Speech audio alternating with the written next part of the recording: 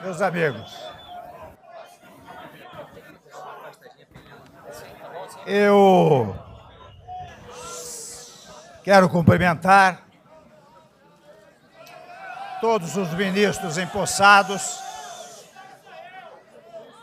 os senhores governadores, senhoras e senhores parlamentares, familiares, amigos, senhoras e senhores.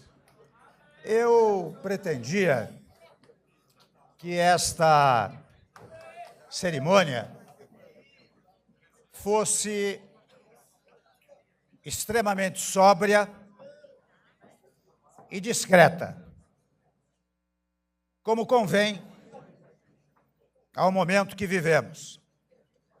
Entretanto, eu vejo o entusiasmo dos colegas parlamentares, dos senhores governadores, e tenho absoluta convicção de que este entusiasmo deriva precisamente da longa convivência que nós todos tivemos ao longo do tempo. Até pensei, num primeiro momento, que não lançaria nenhuma mensagem nesse momento. Mas percebi, pelos contatos que tive nestes 2 últimos dias, que indispensável seria esta manifestação. E minha primeira palavra ao povo brasileiro é a palavra confiança.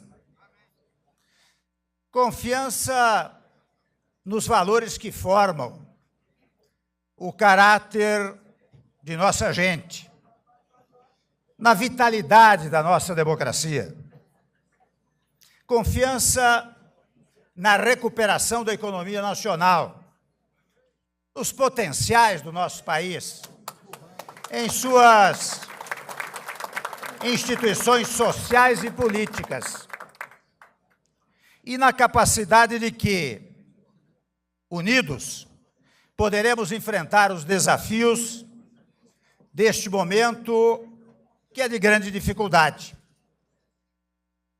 Reitero, como tenho dito ao longo do tempo, que é urgente pacificar a nação e unificar o Brasil. É urgente fazermos um governo de salvação nacional. Partidos políticos, lideranças e entidades organizadas e o povo brasileiro hão de emprestar sua colaboração para tirar o país desta grave crise em que nos encontramos. O diálogo é o primeiro passo para enfrentarmos os desafios para avançar e garantir a retomada do crescimento. Ninguém, absolutamente ninguém, individualmente, tem as melhores receitas para as reformas que precisamos realizar. Mas nós, governo, parlamento e sociedade, juntos, vamos encontrá-las. Eu conservo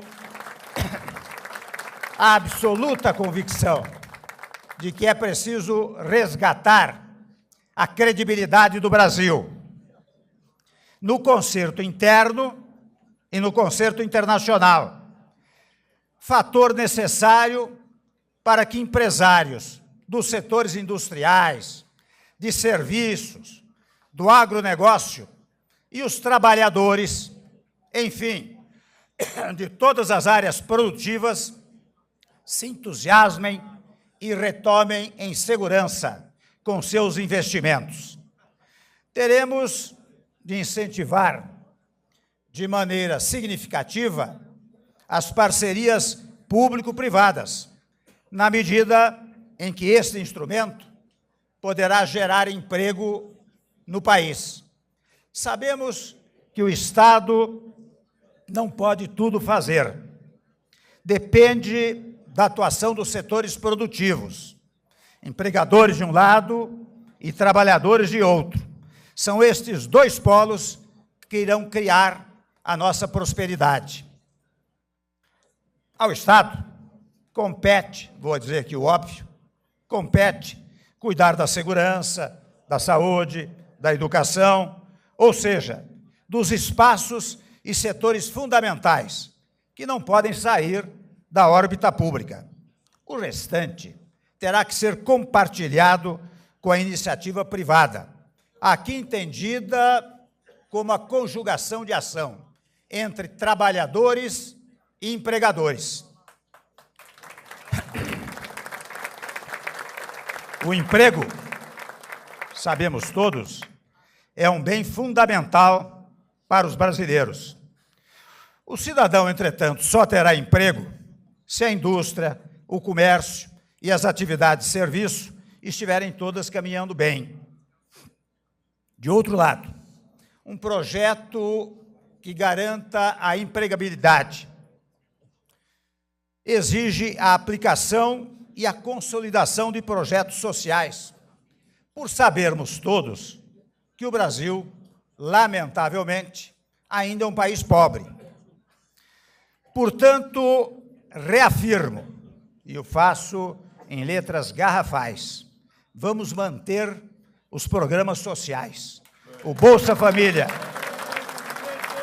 o Pronatec, o FIES, o ProUni, o Minha Casa Minha Vida, entre outros, são projetos que deram certo e, portanto, terão sua gestão aprimorada. Aliás, aqui mais do que nunca, nós precisamos acabar com o hábito que existe no Brasil, em que, assumindo outrem no governo, você tem que destruir o que foi feito. Ao contrário, você tem que prestigiar aquilo que deu certo, completá-los, aprimorá-los e encetar outros programas que sejam úteis para o país. Eu expresso, portanto, nosso compromisso com essas reformas, não é? Mas eu quero fazer uma observação. É que nenhuma dessas reformas alterará os direitos adquiridos pelos cidadãos brasileiros. Quando menos fosse, sê-lo-ia pela minha formação democrática e pela minha formação jurídica. Quando me pedirem para fazer alguma coisa, eu farei como Dutra. O que é que diz o livrinho? O livrinho é a Constituição Federal. Nós temos de organizar as bases do futuro. Muitas matérias estão em tramitação no Congresso Nacional. Eu até não ia falar, viu? Mas como todo mundo está prestando atenção, eu vou dar toda uma programação aqui, né? As reformas fundamentais serão fruto de um desdobramento ao longo do tempo. Uma delas, eu tenho empenho e terei empenho nisso, porque creio nela, é a revisão do Pacto Federativo. Estados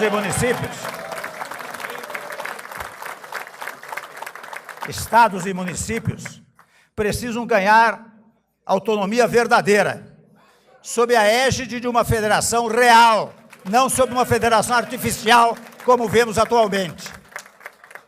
A força da União, nós temos que colocar isso na nossa cabeça, deriva da força dos estados e dos municípios. Há matérias, meus amigos, controvertidas, como a reforma trabalhista e a previdenciária. A modificação que queremos fazer tem como objetivo, e só se este objetivo for cumprido, é que elas serão levadas adiante, mas tem como objetivo o pagamento das aposentadorias e a geração de emprego, para garantir o pagamento, portanto. Tem como garantia a busca da sustentabilidade para assegurar o futuro. Esta agenda, difícil, complicada, não é fácil, ela será balizada, de um lado, pelo diálogo, e de outro, pela conjugação de esforços. Ou seja, quando editarmos uma norma referente a estas matérias, será pela compreensão da sociedade brasileira. E para isso é que nós queremos uma base parlamentar sólida, que nos permita conversar com a classe política e também com a sociedade. Executivo e legislativo precisam trabalhar em harmonia e de forma integrada, até porque no Congresso Nacional é que estão representadas todas as correntes de opinião da sociedade brasileira. Não é apenas no Executivo. Lá no Congresso Nacional estão todos os votos de todos os brasileiros. Portanto, nós temos que governar em conjunto. Água. Só física, né? O resto vai bem. Então, nós vamos precisar muito da governabilidade. E a governabilidade exige, além do que eu chamo de governança, que é o apoio da classe política, do Congresso Nacional, precisa também de governabilidade, que é o apoio do povo. O povo precisa colaborar e aplaudir as medidas que venhamos a tomar. E, nesse sentido, a classe política, unida ao povo, conduzirá ao crescimento do país. Todos os nossos esforços estarão centrados na melhoria dos processos administrativos, o que demandará maior eficácia da governança pública. A moral pública será permanentemente buscada por meio dos instrumentos de controle e apuração de desvios. Nesse contexto, tomo a liberdade de dizer que a Lava Jato tornou-se referência e, como tal, deve ter prosseguimento e proteção contra qualquer tentativa de enfraquecê-la. O Brasil, meus amigos, vive hoje sua pior crise econômica. São 11 milhões de desempregados, inflação de 2 dígitos, déficit quase de 100 bilhões de reais, recessão e também grave a situação caótica da saúde pública no Brasil. Nosso maior desafio é estancar o processo de queda livre na atividade econômica, que tem levado ao aumento do desemprego e à perda do bem-estar da população. Para isso, é imprescindível reconstruirmos os fundamentos da economia brasileira e melhorarmos significativamente o ambiente de negócios para o setor privado, de forma que ele possa retomar sua vocação natural de investir, de produzir e gerar emprego e renda. De imediato, precisamos também restaurar o equilíbrio das contas públicas, trazendo a evolução do endividamento do setor público de volta ao patamar de sustentabilidade ao longo do tempo. Quanto mais cedo formos capazes de reequilibrar as contas públicas, mais rápido conseguiremos retomar o crescimento. A primeira medida na linha desta redução está, ainda que modestamente, aqui representada. Já eliminamos vários ministérios da máquina pública. E, ao mesmo tempo, nós não vamos parar por aí. Já estão encomendados. Bem que eu pedi uma pastilha. Já estão encomendados estudos para eliminar. Chega, é muito. Já estão encomendados estudos para eliminar cargos comissionados e funções gratificadas.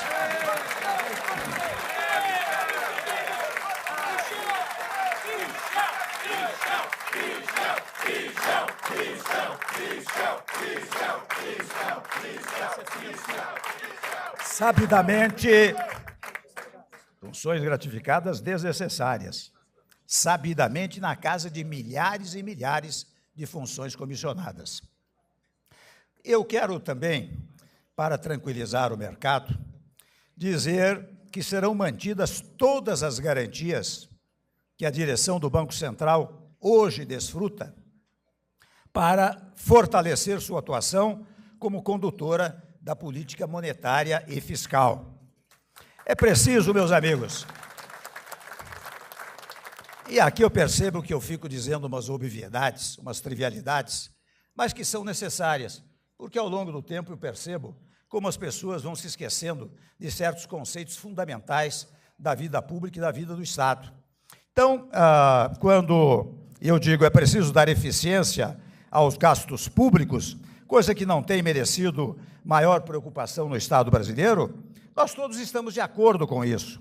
Nós precisamos atingir aquilo que eu chamo de democracia da eficiência, porque se no passado nós tivemos, por força da Constituição, um período da democracia liberal, quando os direitos liberais foram exercitados amplamente, se ao depois, ainda ancorado na Constituição, nós tivemos o desfrute dos chamados direitos sociais que estão previstos na Constituição, num dado momento, aqueles que ascenderam ao primeiro patamar da classe média começaram a exigir eficiência, eficiência do serviço público e eficiência dos serviços privados. E é por isso que hoje nós estamos na fase da democracia da eficiência, com que eu quero contar com o trabalho dos senhores ministros, do Parlamento e de todo o povo brasileiro. Eu quero também remover, pelo menos nós faremos um esforço extraordinário para isto, a incerteza introduzida pela inflação dos últimos anos. Inflação alta, vai mais uma trivialidade, atrapalha o crescimento, desorganiza a atividade produtiva e turva o horizonte de planejamento dos agentes econômicos. E sabe quem sofre as primeiras consequências desta inflação alta? É a classe trabalhadora e os segmentos menos protegidos da sociedade, é que pagam a parte mais pesada dessa conta. Nós todos sabemos que há um bom tempo o mundo está de olho no Brasil. Os investidores acompanham com grande interesse as mudanças no nosso país. Havendo condições adequadas, e nós vamos produzi-las, a resposta será rápida, pois é grande a quantidade de recursos disponíveis no mercado internacional e até internamente, e ainda maior as potencialidades no nosso país. É com base no diálogo, nós adotaremos políticas adequadas para incentivar a indústria, o comércio, os serviços e os trabalhadores. E a agricultura, tanto a familiar quanto o agronegócio. Precisamos prestigiar a agricultura familiar, que é quase um microempreendimento na área da agricultura, especialmente apoiando e incentivando os micros, pequenos e médios empresários. Além de modernizar o país, estaremos realizando o maior objetivo do governo: reduzir o desemprego, que há de ser, os senhores percebem que eu estou repetindo este fato, porque eu tenho tido, e os senhores todos têm tido, contato em todas as partes do país com famílias desempregadas. E nós vemos o desespero desses brasileiros que contam com um país com potencialidades extraordinárias e que não consegue levar adiante uma política econômica geradora de empregos para todos os brasileiros.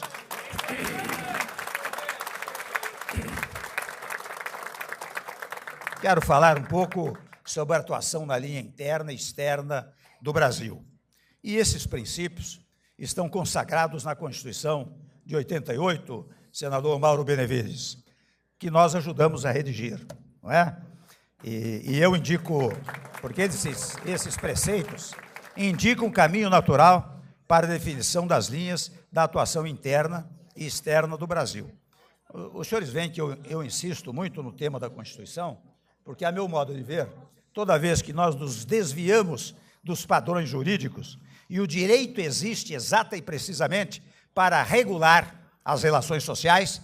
Quando nós nos desviamos dos limites do direito, nós criamos a instabilidade social e a instabilidade política. Por isso que eu insisto sempre na invocação do texto constitucional. Pois muito bem, nesta Constituição, a independência nacional, a defesa da paz e da solução pacífica de conflitos, o respeito à autodeterminação dos povos, a igualdade entre os Estados, a não intervenção, a centralidade dos direitos humanos e o repúdio ao racismo e ao terrorismo, dentre outros princípios, são valores profundos de nossa sociedade e traçam a imagem de um país pacífico e ciente dos direitos e deveres estabelecidos pela nossa Constituição. São, meus amigos, esses elementos de consenso que nos permitem estabelecer bases sólidas para a política externa que volte a representar os valores e interesses permanentes do nosso país. A recuperação do prestígio do país e da confiança em seu futuro serão tarefas iniciais e decisivas para o fortalecimento da inserção internacional da nossa economia. Agora, em agosto, o Brasil estará no centro do mundo com a realização das Olimpíadas no Rio de Janeiro. Bilhões de pessoas assistirão jogos. Jornalistas de vários países estarão presentes para reportar o país sede das competições. Muito além dos esportes, sabemos disso, as pautas se voltarão para as condições políticas e econômicas do país. Tão cedo, não voltaremos a ter oportunidade como esta, de atrair a atenção de tanta gente ao mesmo tempo em todos os cantos do mundo. Nesta tarde de quinta-feira, porém, e desde já pedindo desculpas pelo possível, para usar um refrão, né? Pelo possível alongado da exposição, eu quero reiterar que a minha intenção era realizar esta cerimônia, digamos assim, com a maior sobriedade possível. Estamos fazendo, porque sem embargo do entusiasmo de todos os senhores, todos nós compreendemos o momento difícil, delicado, ingrato que estamos todos passando. Por isso, nesta tarde de quinta-feira, não é momento para celebrações, mas para uma profunda reflexão. É o presente e o futuro que nos desafiam. E não podemos olhar para a frente com olhos de ontem. Olhamos com olhos do presente e olhos no futuro. Faço questão, e espero que sirva de exemplo, de declarar meu absoluto respeito institucional à senhora presidente Dilma Rousseff. Não discuto aqui as razões pelas quais foi afastada. Quero apenas sublinhar a importância do respeito às instituições e a observância à liturgia nas questões, no trato das questões institucionais. É uma coisa que nós temos que recuperar no nosso país. Uma certa cerimônia não pessoal, mas uma cerimônia institucional. Uma cerimônia em que as palavras não sejam propagadoras do mal-estar entre os brasileiros, mas, ao contrário, que sejam propagadoras da pacificação, da paz, da harmonia, da solidariedade, da moderação, do equilíbrio entre todos os brasileiros. Tudo o que disse, meus amigos, faz parte de um ideário que ofereço ao país, não em busca da unanimidade, que é impossível, mas como início de diálogo com busca de entendimento. Farei muitos outros pronunciamentos.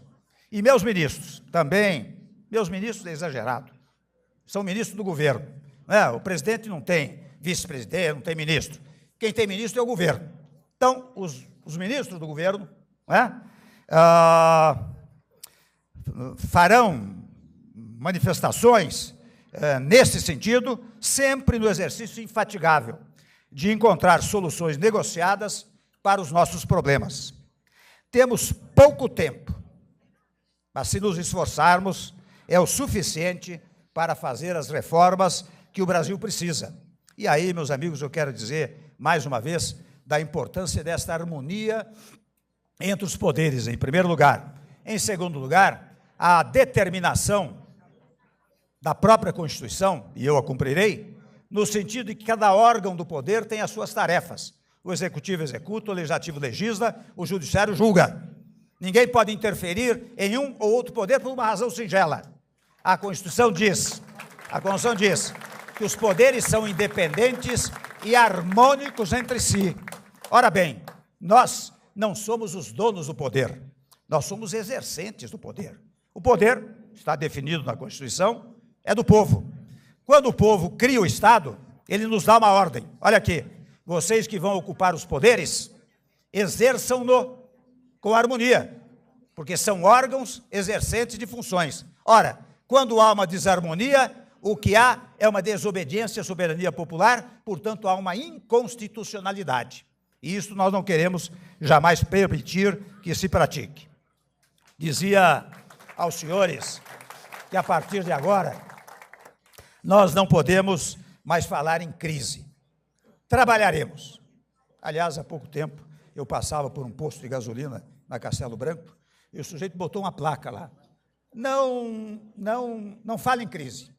Trabalhe. Eu quero ver até se consigo espalhar essa frase com 10, 20 milhões de outdoors por todo o Brasil, porque isso cria também um clima de harmonia, de interesse, de otimismo, não é verdade? Então, não vamos falar em crise, vamos trabalhar.